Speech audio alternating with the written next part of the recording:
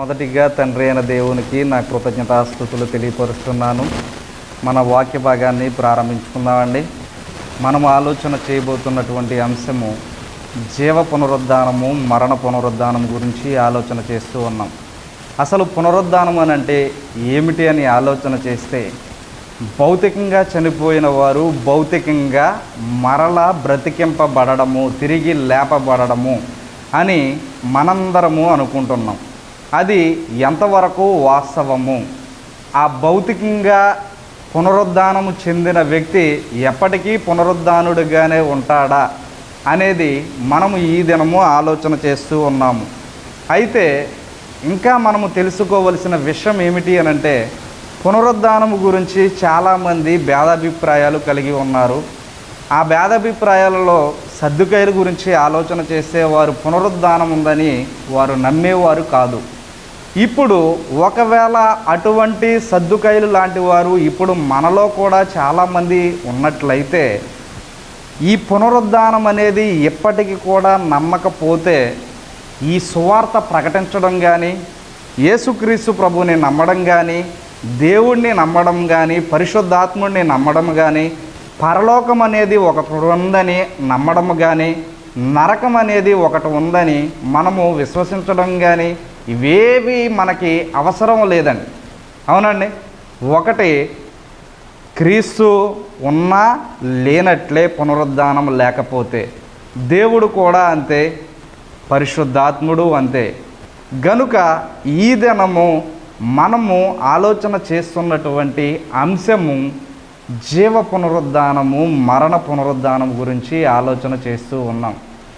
ఒకవేళ ఆ పునరుద్ధానమే లేదు అని అనుకుంటే, ఇప్పుడు ఈ వచనాలను మనం చూద్దాం. కొరింథీయులకు రాసినటువంటి అపోస్తులుడైన పౌలు గారు కొరింథీయులకు రాసినటువంటి మొదటి పత్రిక 15వ అధ్యాయము 12 నుంచి 19 వచనాలను మనము చూస్తే, క్రీస్తు మృతులలో నుండి లేపబడి ఉన్నాడని ప్రకటింపబడుచుండగా మీలో కొందరు మృతుల పునరుద్ధానము లేదని ఎట్లు చెప్పుదురు? మృతుల పునరుద్ధానము లేని ఎడల క్రీస్తు కూడా లేపబడి ఉండలేదు. అంటే ఇప్పుడు ఏమని అనకూడదండి, మృతుల పునరుద్ధానం లేదని మనము క్రైస్తవులమైనటువంటి మనము ఇప్పుడు ఏమనకూడదనంటే, మృతుల పునరుద్ధానము లేదని మనం అనకూడదు. ఒకవేళ అంటే క్రీస్తు కూడా లేపబడి ఉండలేదు అని మనముగా చెప్పుకున్నట్లు అవుతుంది. ఇంకా చదవండి. మృతుల పునరుద్ధానము లేని ఎడల క్రీస్తు కూడా లేపబడి ఉండలేదు. మరియు క్రీస్తు లేపబడి ఉండని ఎడల మేము చేయు ప్రకటన, ఇంత బోధిస్తున్నాము కదా, ఇదంతా వ్యర్థమే అని అప్పుడున్న వారు అన్నారు. ఇప్పుడు బోధిస్తే బోధకులమైనటువంటి అనేకులమైన మనము కూడా అంటూనే ఉన్నాం, మీ విశ్వాసము వ్యర్థమే, దేవుడు క్రీస్తును లేపెనని ఆయనను గూర్చి మేము సాక్ష్యము చెప్పి ఉన్నాము కదా. మృతులు లేపబడిన ఎడల దేవుడు ఆయనను కూడా లేపబడనట్లే అని చెప్పి ఇక్కడ గ్రంథంలో ఉందండి. మృతుల పునరుద్ధానం ఉందా లేదా? ఖచ్చితంగా ఉంది. ఒకవేళ లేదనుకుంటే దేవుడు కూడా ఆయన్ని లేపనట్లే అని గ్రంథము చెబుతూ ఉంది. చదవండి ఇంకా. గనుక మేమును దేవుని విషయమై అబద్ధపు సాక్షులుగా అగపడుచున్నాము. మృతులు లేపబడని ఎడల క్రీస్తు కూడా లేపబడలేదు.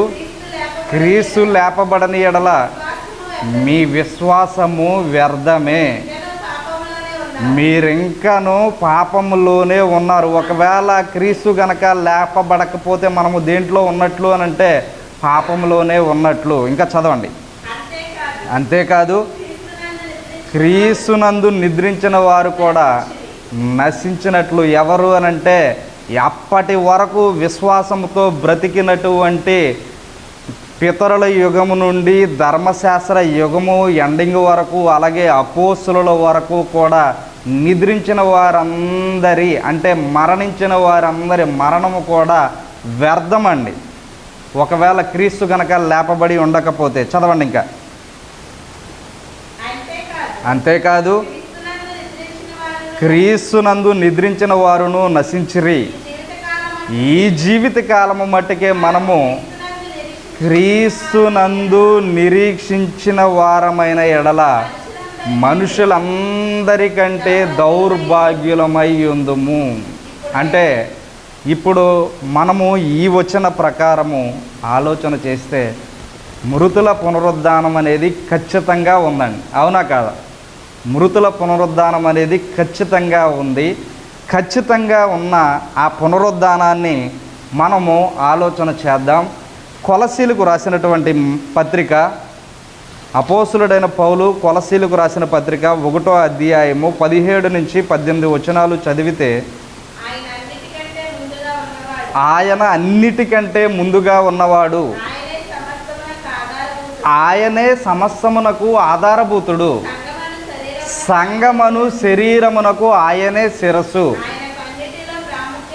ఆయనకు అన్నిటిలో ప్రాముఖ్యము కలుగు నిమిత్తము ఆయన ఆది అయ్యుండి మృతుల్లో నుండి లేచుటలో ఆది సంభూతుడాయను. ఆది సంభూతుడు అంటే ఏంటంటే అర్థం? ఆది సంభూతుడు అంటే ప్రథముడు, ప్రారంభ వ్యక్తి అనే అర్థం అండి. అంతేనా? ఆది కాండం ఉంది, దానికి అర్థం ఏంటండి? ఆది కాండానికి మొట్టమొదటి పుస్తకము అంటే ప్రారంభ పుస్తకము. అలాగే ఈయన మృతులలో నుండి లేచుటలో ఆది సంభూతుడాయను అని అంటే మొట్టమొదట లేపబడిన వ్యక్తి అని అర్థం. అంతేనండి. అలాగే కొరింథీయులకు రాసిన మొదటి పత్రిక 15వ అధ్యాయము 20వ వచనం కూడా చదివితే అక్కడ కూడా ఈ సంగతి ఉంటుంది. చూద్దాం. ఇప్పుడైతే నిద్రించిన వారిలో ప్రథమ ఫలముగా క్రీస్తు మృతులలో నుండి లేపబడి ఉన్నాడు. ఇప్పుడైతే నిద్రించిన వారిలో క్రీస్తు ప్రథమ ఫలముగా లేపబడి ఉన్నాడు. అంటే అప్పటి వరకు ధర్మశాస్త్ర యుగములో ఎవరూ లేపబడలేదా? ప్రథముడు అని అంటే దాని అర్థం మొట్టమొదటి వాడే కదండి.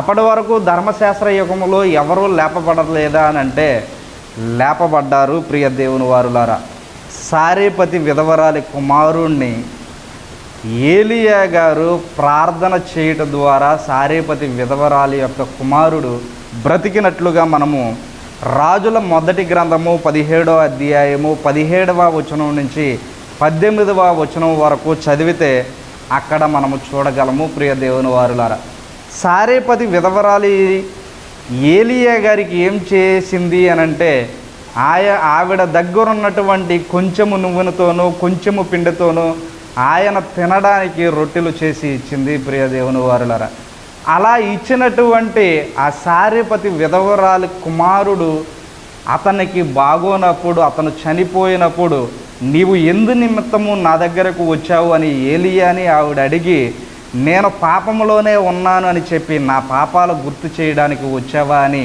అడిగినప్పుడు ఆయన వెంటనే ఆ బిడ్డ చనిపోయిన ప్రాంతానికి వెళ్ళి ఆ గదిలోనికి వెళ్ళి దేవునికి ప్రార్థన చేసినప్పుడు వెంటనే ఆ బిడ్డ బ్రతికినట్లుగా మనం చూడగలము. ప్రియ దేవుని వారులారా, ఇప్పుడు ఆ కుమారుడు గురించి ఏమని ఉంటుంది అని అంటే ఆ చిన్నవాణి అని ఉంటుందండి. అంటే ఆ బిడ్డ వయసు ఎంత ఉంటుంది అంటారండి? చిన్నవాడు 10 సంవత్సరాల లోపు ఉండొచ్చు, 12 సంవత్సరాల లోపు ఉండొచ్చు. ఎందుకు అనంటే అంత చిన్నవాడని మనము చూసేది సారేపతి విధవరాలికి కుమారుడు ఉన్నాడు. ఆమె కట్టెలు వేరడానికి వెళ్ళింది. కట్టెలు వేరడానికి వెళ్ళే అవసరం ఇతను పెద్దవాడై ఉంటే ఆ పెద్దవాడైన కుమారుణ్ణి పంపుతుంది తప్ప ఈవిడెందుకు వెళ్తుందండి? అవునా? అంటే ఈ బిడ్డ చిన్నవాడు. ఇతను చనిపోయినప్పుడు ఏలియా ప్రార్థన చేసి దేవుడు ఏలియా ప్రార్థనను అంగీకరించి అతనిని పునరుద్ధానము చెందించినట్లుగా మనం చూడగలం. అలాగే మరొక స్త్రీ యొక్క కుమారుడు, ఆమె పేరు సునేమీయురాలు. రాజుల 2వ గ్రంథము 4వ అధ్యాయము 27 నుంచి 37 వచనాలలో ఈమె గురించి, ఈమె కుమారుని గురించి, ఈమె కుమారుణ్ణి లేపినటువంటి ఎలీషా గారి గురించి మనము చూడగలము. అక్కడ ఆ కుమారుడు చనిపోయినప్పుడు ఎలీషా గారు దేవునికి ప్రార్థన చేస్తే ఆ కుమారుడు కూడా బ్రతికినట్లుగా మనము చూడగలము ప్రియ దేవుని వారలారా. అవునండి. రాజుల 2వ గ్రంథము 4వ అధ్యాయము 27 నుంచి 37 వచనాలలో ఈ అంశం అంతా ఉంటుంది.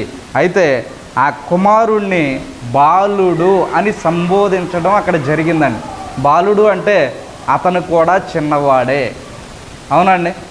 అతను కూడా ఏం చెందాడు అని అంటే పునరుద్ధానము చెందాడు. ఇప్పుడు మనము చూసింది పాత నిబంధన ధర్మశాస్త్రంలో, అలాగే క్రీస్తు ప్రభు వచ్చిన తర్వాత కూడా సువార్తలలో చూస్తే సువార్తలలో యాయీరు కుమార్తెను ఆయన బ్రతికించినట్లుగా మనము చూడగలము ప్రియ దేవుని వారులారా. ఎవరండి బ్రతికించింది? క్రీస్తు ప్రభు వారు. అవునండి. యాయీరు కుమార్తె ఆమె వయసు ఎంత ఉంటుంది అని అంటే 12 సంవత్సరాలండి. ఆవిడ గురించి ఎక్కడ ఉంటుంది అని అంటే మార్కు సువార్త 5వ అధ్యాయము 22 నుంచి 45 వచనాల మధ్య ఈ స్టోరీ ఉంటుంది ప్రియ దేవుని వారులారా.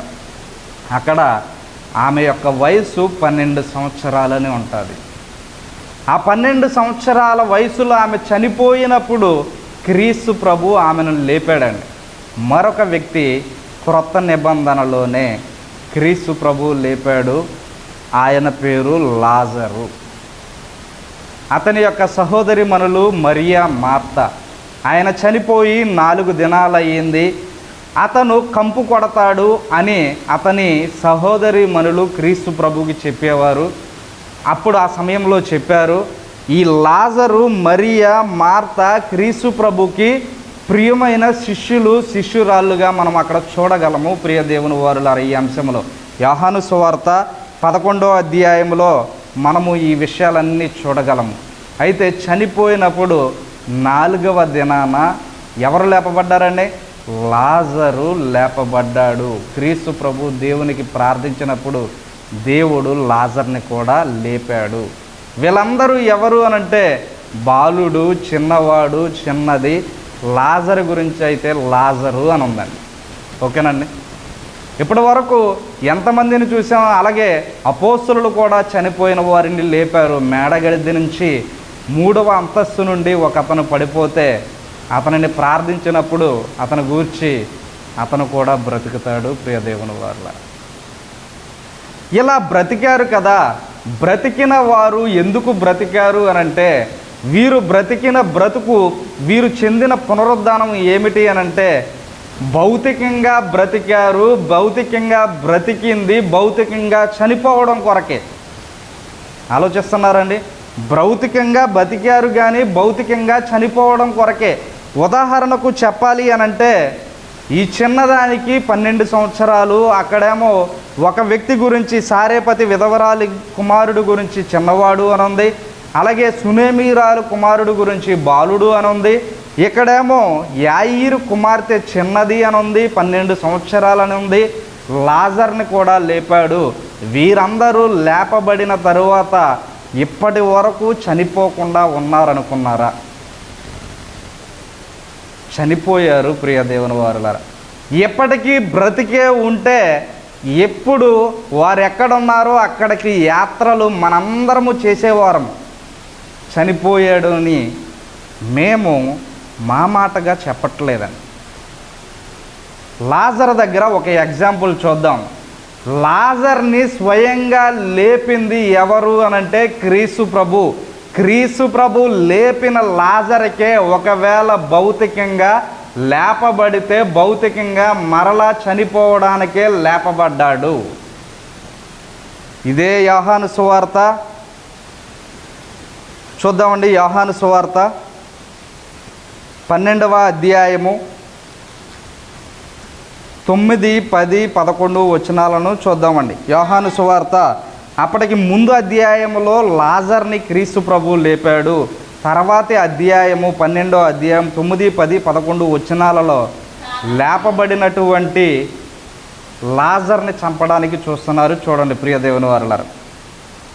ముందుగా లాజర్ కంటే ముందు యేసు ప్రభుని కూడా చంపాలనే వచనాన్ని చూద్దాం. అక్కడ ఉన్నటువంటి ఆ యొక్క ప్రధాన యాజకులు, శాస్త్రులు, పరిసయ్యులు యేసుక్రీస్తుని చంపాలని చూస్తున్నారండి. ఎందుకు అని అంటే ఈ లాజరును లేపిన ఒక కారణాన్ని బట్టి. 53వ వచనం చదువుదాం 11వ అధ్యాయంలో. కాగా ఆ దినము నుండి వారు ఆయనను చంపని ఆలోచించుచుండిరి. ఎవరిని అనంటే క్రీస్తు ప్రభుని. తర్వాత అధ్యాయములోకి వస్తే ఇప్పుడు చదవండి 12వ అధ్యాయము 9, 10, 11 వచనాలు. కాబట్టి యూదులలో సామాన్య జనులు ఆయన అక్కడ ఉన్నాడని తెలుసుకుని యేసును చూచుటకు మాత్రమే గాక మృతులలో నుండి ఆయన లేపిన లాజరును కూడా చూడవచ్చిరి. అతనిని బట్టి యూదులలో అనేకులు తమ వారిని విడిచి యేసునందు విశ్వాసం ఉంచిరి గనుక యేసునందు యూదులు వారిని విడిచిపెట్టి యేసునందు విశ్వాసం ఉంచారని ఈ కారణాన్ని బట్టి ప్రధాన యాజకులు ఏం చేయాలనుకుంటున్నారంటే లాజర్ని కూడా చంపని ఆలోచన చేసిరి. అంతకు ముందు అధ్యాయములో సాక్షాత్తు క్రీస్తు ప్రభు అతన్ని లేపాడు. తండ్రి అయిన దేవునికి ప్రార్థన చేస్తే లాజరు ప్రేత వస్త్రాలతో బయటకు వచ్చినటువంటి లాజర్ని కూడా యేసు ప్రభుతో పాటుగా చంపాలని ఆలోచన చేస్తున్నారండి. భౌతికంగా తిరిగి లేపబడ్డవారు ఎందుకు లేపబడ్డారు అని ఆలోచన చేస్తే మరలా చనిపోవడానికే. ఇదొక రకమైన పునరుద్ధానం అయితే రెండవ రక పునరుద్ధానాన్ని కూడా మనము చూద్దాము ప్రియ దేవుని వారులారా.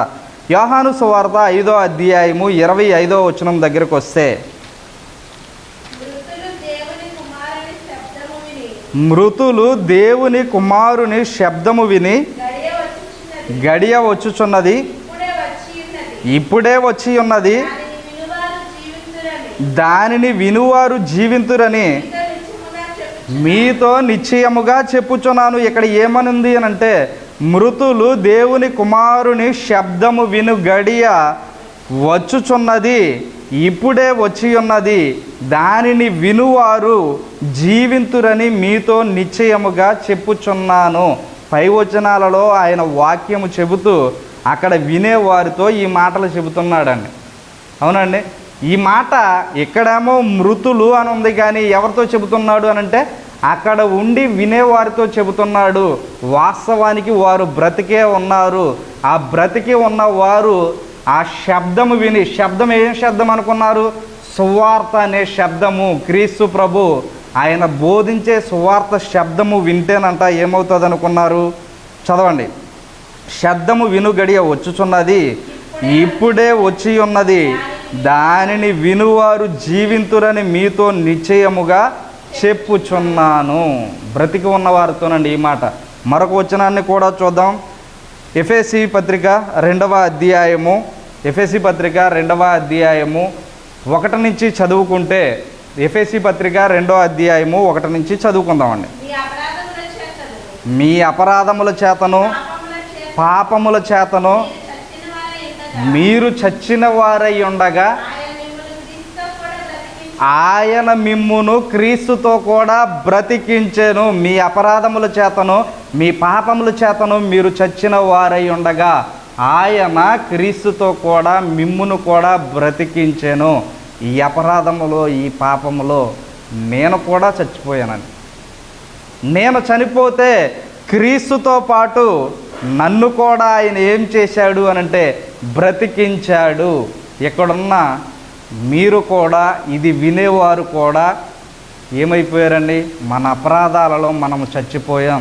ఏ భేదం లేదు. అందరూ పాపము చేసి దేవుడు అనుగ్రహించే మహిమను పొందలేకపోతూ మనం పాపము చేసి చచ్చిన వారై ఉండగా క్రీస్తు ఏం చేశాడండి? క్రీస్తు ఏం చేశాడు? మీ అపరాధముల చేతను పాపముల చేతను మీరు చచ్చిన వారై ఉండగా ఆయన మిమ్మును క్రీస్తుతో కూడా బ్రతికించెను. అక్కడ ఈ సందర్భము కూడా బ్రతికి ఉన్న వారితో చెబుతున్నటువంటి సందర్భము ప్రియ దేవుని వారులారా. ఇలా చచ్చిన వారై ఉండగా క్రీస్తు శబ్దము విని, యోహాను సువార్తలో 5వ అధ్యాయము 25వ వచనం మనం చదువుకున్నాం కదండి. ఆ వచనములో క్రీస్తు శబ్దము వింటే బ్రతికింపబడతాము, జీవింపబడతాము అని ఉంది ప్రియ దేవుని వారులారా. గనుక ఈ పునరుద్ధానములో మనందరము కూడా పాలు పొందాము ప్రియ దేవుని వారులారా. మొదట ఆ నలుగురు పొందినటువంటి పునరుద్ధానము ఎటువంటి పునరుద్ధానము అని అంటే, శరీరంతో చనిపోయారు కానీ ఆత్మ విషయంలో బ్రతికి ఉన్నారండి. ఎందుకు అనంటే వారు చిన్న పిల్లలు, అప్పటికి వారికి ఏ అపరాధము అంటలేదు, ఏ పాపము అంటలేదు.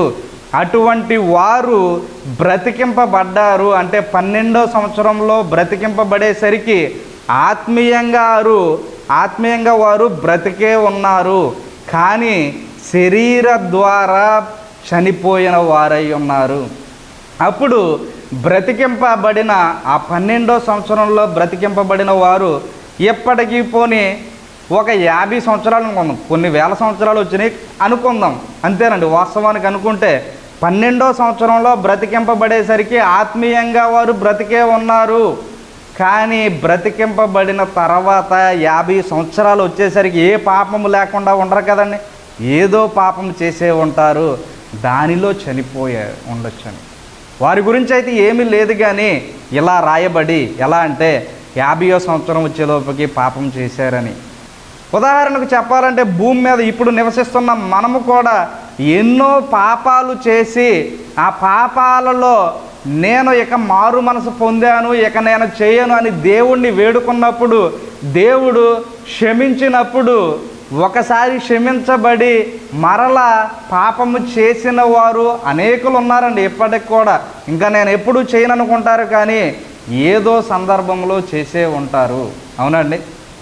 కానీ అప్పటికి వారు భౌతికంగా చనిపోయినా ఆత్మీయంగానే బ్రతుకున్నారండి. ఇప్పుడైతే ఒకవేళ ఆ బ్రతికింపబడిన తరువాత ఒక 15 సంవత్సరాలు పోయేసరికి ఏ తప్పు చేసి ఉండరండి, అందులో మరణించే అవకాశం ఉంటుంది. కనుక ఆలోచించండి. మొదట పునరుద్ధానం అయితే శరీర రీతిగా భౌతిక రీతిగా చనిపోయారు, కానీ ఆత్మీయంగా బ్రతుకున్నారు. కానీ ఇప్పుడు మనం చెప్పుకున్నాం చూడండి, రెండో భాగంలో రెండవ పునరుద్ధానం, రెండవ రకమని చెప్పుకున్నాం చూడండి. యోహాను సువార్త 5:25లో, అలాగే ఎఫెసీ పత్రిక 2వ అధ్యాయము 1వ వచనంలో, మీ అపరాధముల చేతను పాపముల చేతను సచ్చిన వారై ఉండగా. ఈ చావు ఏ చావు అనుకున్నారండి? భౌతికంగా బ్రతికే ఉంటారు, కానీ ఆత్మీయంగా చనిపోయిన స్థితి గురించి ఇక్కడ రాయబడి ఉంది. ఆత్మీయంగా చనిపోతే ఆ స్థితిలో నుండి క్రీస్తు ప్రభు యొక్క శబ్దము విని మారు మనసు పొందితే మరలా మనము బ్రతికింపబడతాము, బాప్తీసం పొందితే అనే విషయాలను మనము చూస్తూ ఉన్నాము ప్రియ దేవుని వారులారా. ఇప్పటి వరకు చూడబడింది ఎన్ని రకాల పునరుద్ధాలను చూసామండి? 2 చూసాము. ఒకటి, భౌతికంగా చనిపోతే భౌతికంగా బ్రతికింపబడ్డారు. ఎందుకు బ్రతికింపబడ్డారు అనంటే మరలా చనిపోవడానికే బ్రతికింపబడ్డారు.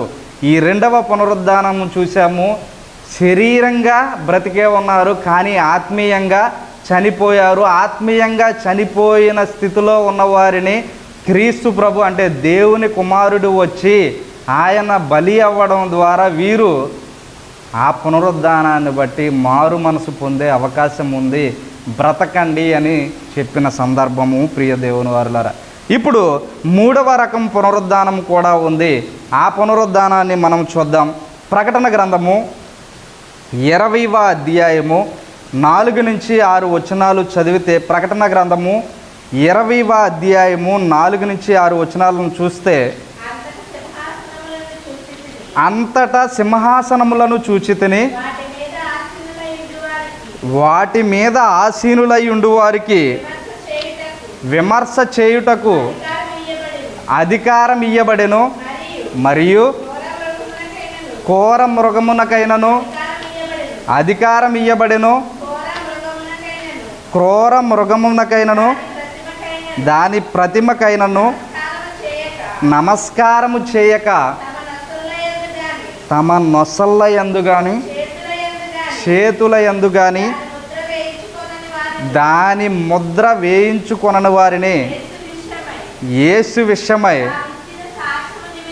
తామిచ్చిన సాక్ష్యము నిమిత్తమును దేవుని వాక్యము నిమిత్తమును శిరచ్ఛేదనము చేయబడిన వారి ఆత్మలను చూచి తిని వారు బ్రతికిన వారై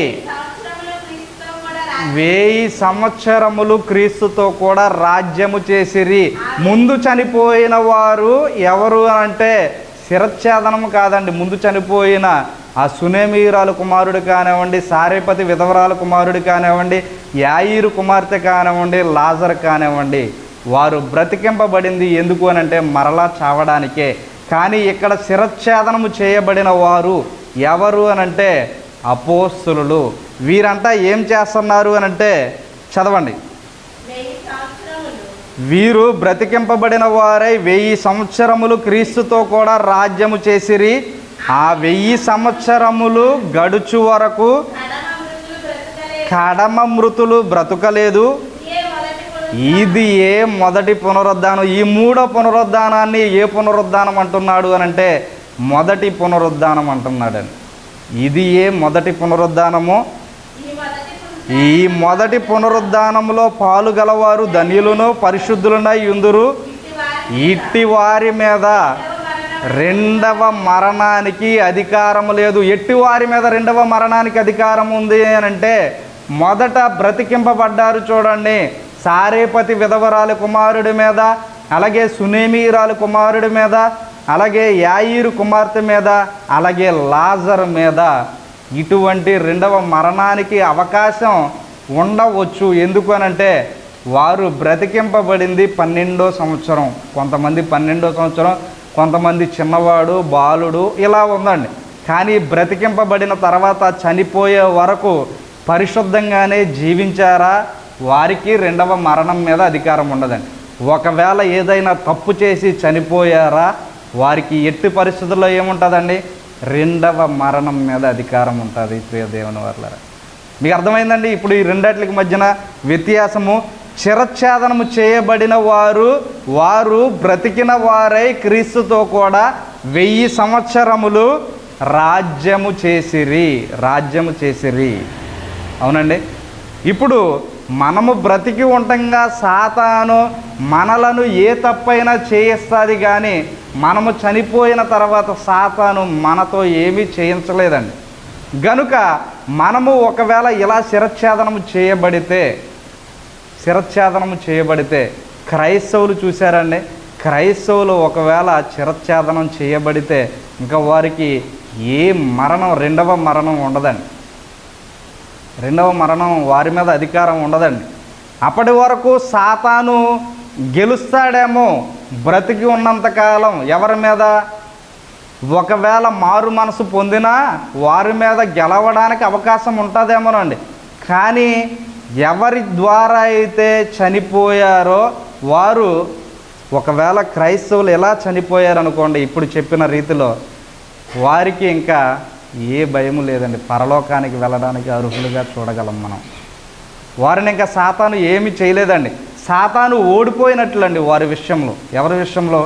ఎవరైతే చంపబడ్డారో క్రైస్తవులు, వారి విషయంలో సాతాను ఓడిపోయినట్లే. ప్రియ దేవుని వారులారా, ఆలోచించాలండి. ఆలోచిస్తే ఇవన్నీ విషయాలు మనకు తెలియబడతాయి. ప్రియ దేవుని వారులారా, ఇలా చనిపోయిన వారు ఏం చేస్తున్నారనుకున్నారండి? సింహాసనం మీద కూర్చుని 1000 సంవత్సరాలు ఏం చేస్తున్నారండి? పరిపాలన చేస్తున్నారు. ఆలోచించాలి ప్రియ దేవుని వారులారా, ఆలోచించాలి. ఇంకా మనం ముందుకు సాగినట్లయితే 4వ రక పునరుద్ధానం చూద్దాం.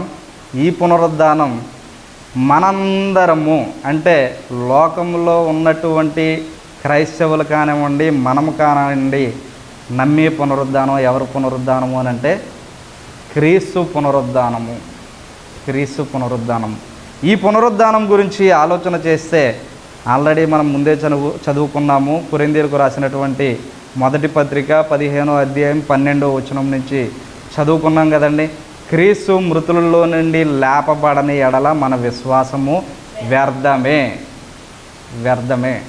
ఉదాహరణకి చెప్పాలి అని అంటే పాత నిబంధనలోని భక్తులందరూ అబ్రహాము, నోవాహు, వీరందరూ, మోషే, ఇలా హెబ్రీ పత్రికలో విశ్వాస వీరుల జాబితా ఉందండి. ఈ జాబితాలోని వారందరూ కూడా వారి ప్రాణాన్ని లెక్క చేయలేదండి. వారు ఏ పట్టణం కొరకు ఎదురు చూశారంటే పునాదులు గల పట్టణం కొరకు ఎదురు చూశారండి.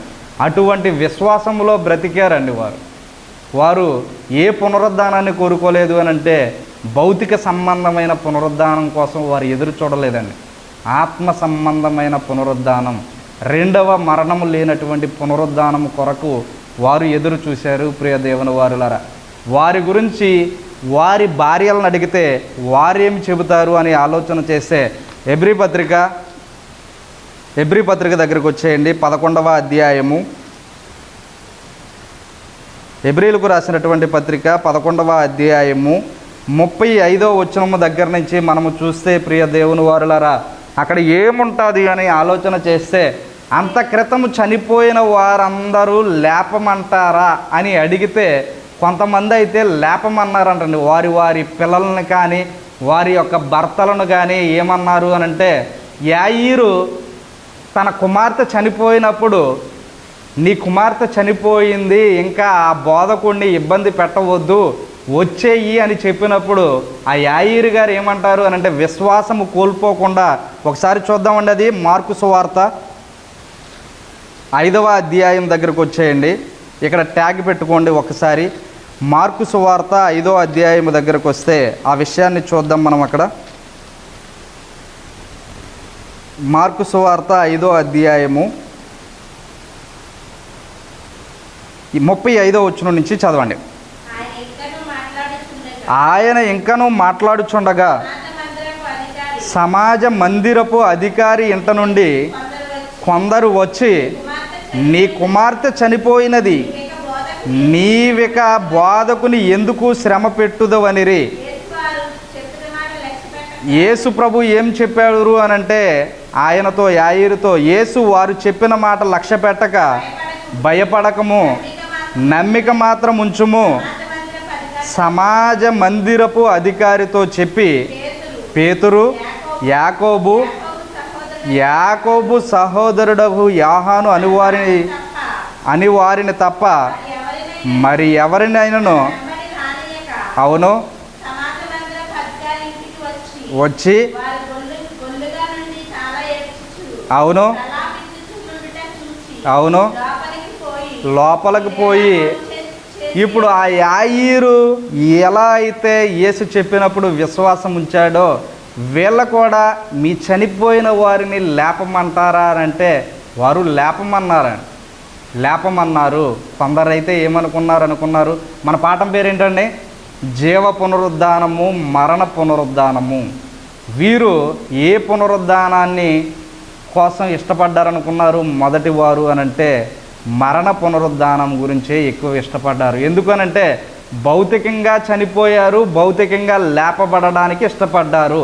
కానీ వారు మరలా ఎలా అయితే బ్రతికింపబడ్డారో అలా చనిపోవడం కొరకే బ్రతికింపబడ్డారు. ఇప్పుడు చూడండి, హెబ్రీ పత్రిక 11వ అధ్యాయం 35 నుంచి చదవండి. స్త్రీలు మృతులైన తమ వారిని పునరుద్ధానము వలన మరలా పొందిరి. ఎవరు అనంటే ఒకరు సారేపతి విధవరాలు, ఎగ్జాంపుల్కి చెప్తున్నామండి, సారేపతి విధవరాలు, సునేమియురాలు, అలాగే యాయీరు కుమార్తె, అలాగే లాజర్ యొక్క సహోదరి మనులు లాజర్ని పొందుకున్నారు. స్త్రీలు మృతులైన తమ వారిని పునరుద్ధానము వలన మరలా పొందిరి. కొందరైతే మరీ శ్రేష్టమైన, కొందరైతే అంటే వీరు ఏం చెందారండి?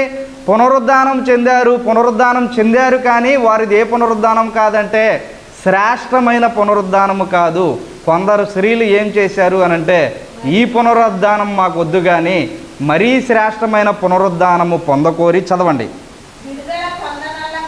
కొందరైతే మరీ శ్రేష్టమైన పునరుద్ధానము పొందకోరి విడుదల పొందనొల్లక యాతన పెట్టబడిరి.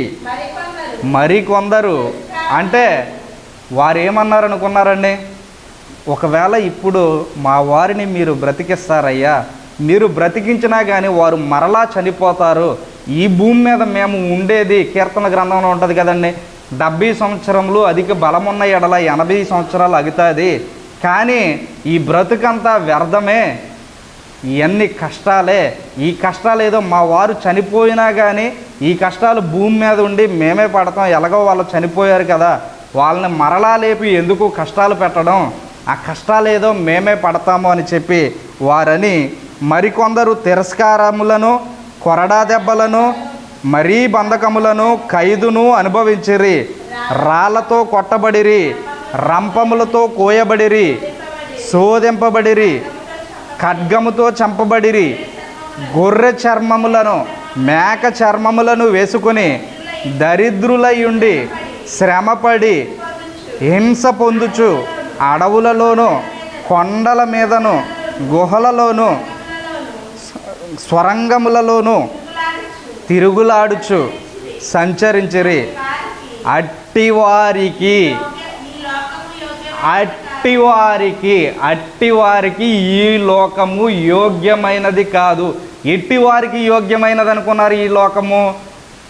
మాకు శరీరానికి ఈ అనారోగ్యం ఉంది, మా శరీరానికి ఈ డబ్బులు అవసరం, మేము వీటి కొరకే ప్రయాసపడతాం, మా శరీరానికి స్వస్థత కావాలి, 7 వారాలు వస్తాం, ఇలా అనుకునే వారికి యోగ్యమైనదండి. శరీర కార్యాల గురించి కాదండి ఎక్కువ బైబిల్ చెప్పేది, ఆత్మ కార్యాల గురించి. మీరు ఆత్మను బ్రతికించుకునేవారుగా ఉండండి. శరీరము కేవలము నిష్ప్రయోజనము.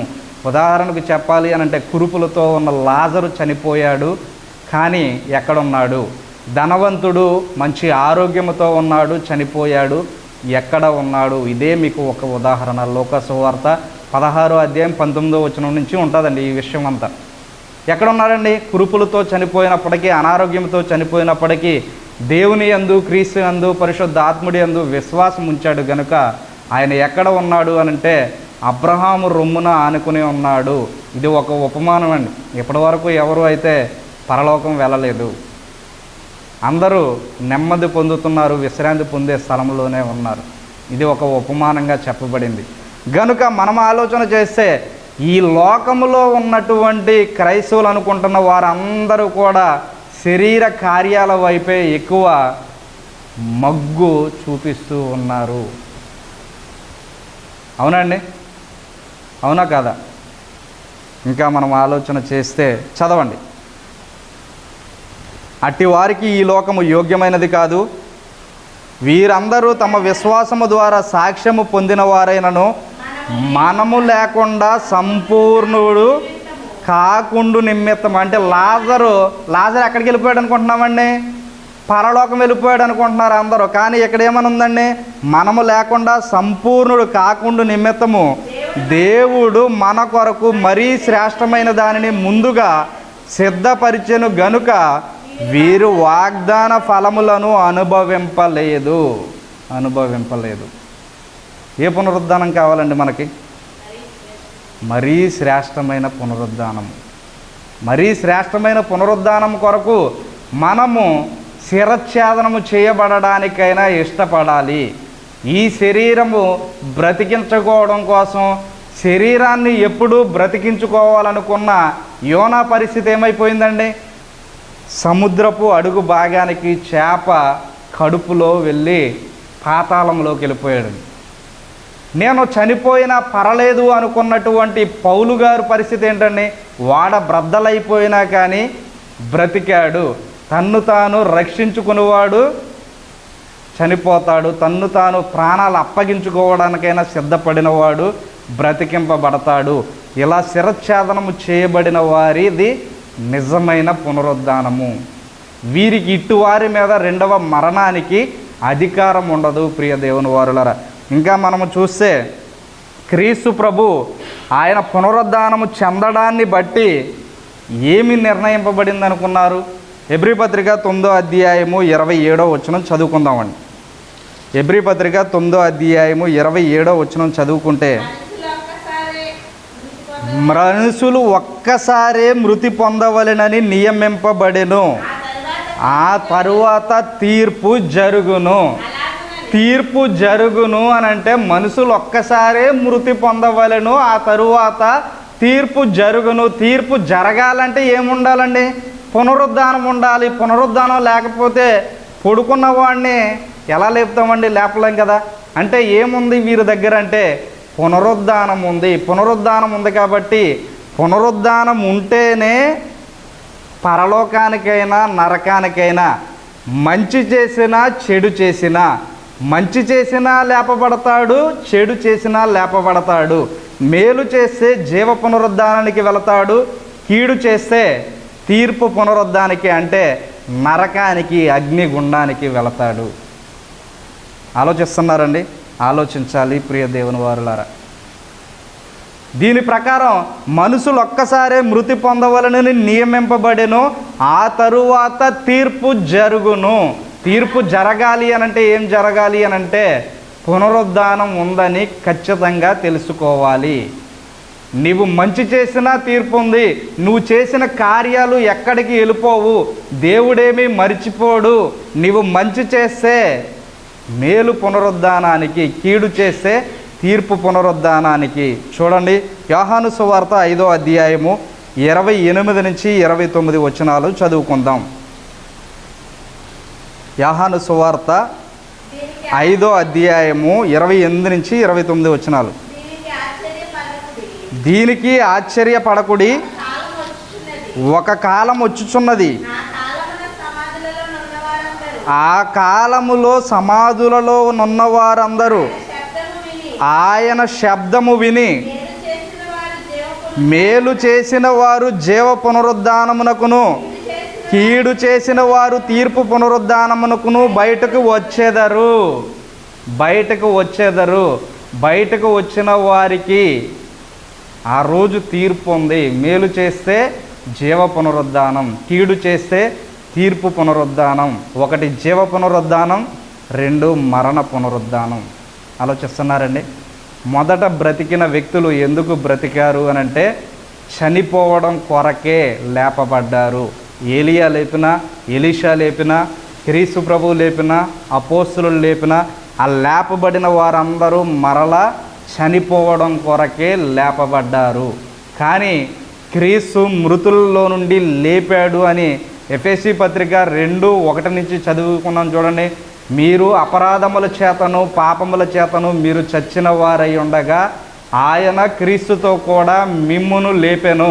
ఆ లేపబడిన తర్వాత, మీ పాపాలను విడిచిపెట్టిన తర్వాత మీరు క్రీస్తు శబ్దము విని ఏ శబ్దమైతే విన్నారో ఆ శబ్దాన్ని ఇతరుల దగ్గర ఆ శబ్దము చేసే, ఏ శబ్దం అండి?